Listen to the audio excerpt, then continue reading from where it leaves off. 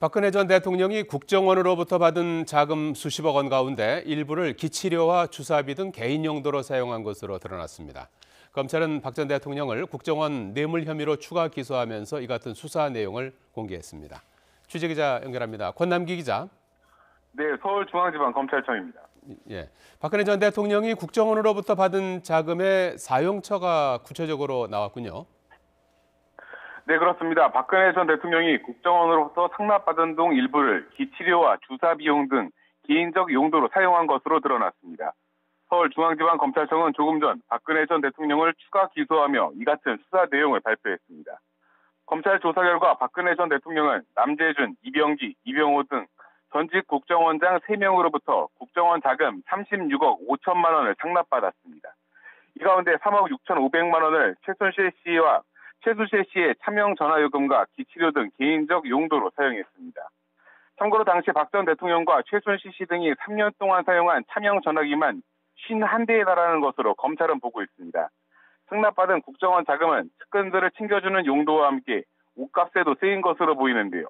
이재만, 정호성, 안봉근 전 비서관 등 이른바 문고리 3인방의 활동비 명목으로 9억 7,600만 원이 사용됐고, 최순실이 고용태 등과 함께 운영한 박 전 대통령 전용 의상실에도 국정원 자금이 상당액 쓰인 것으로 조사됐지만 정확한 금액은 파악되지 않았다고 검찰은 설명했습니다.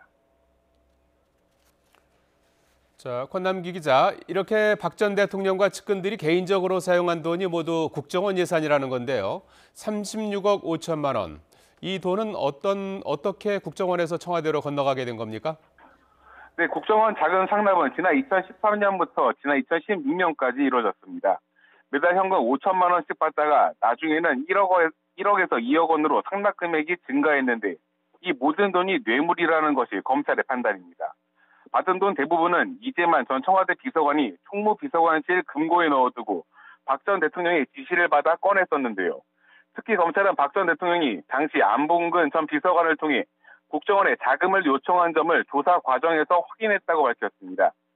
이런 뇌물이 관행처럼 이루어져 왔다기보다는 박 전 대통령이 나서서 국정원 자금을 달라는 직접적인 지시를 한 것으로 검찰은 보고 있습니다.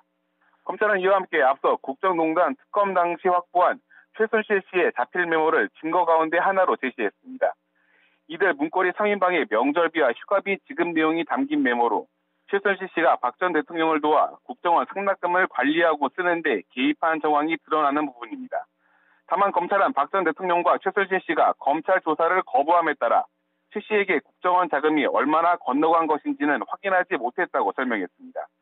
박 전 대통령은 이로써 지난해 4월 기소된 삼성 롯데 뇌물수수와 최순실 씨 관련 직권남용 등 18개 혐의를 포함해 모두 20개 혐의 사실로 재판을 받게 됐습니다.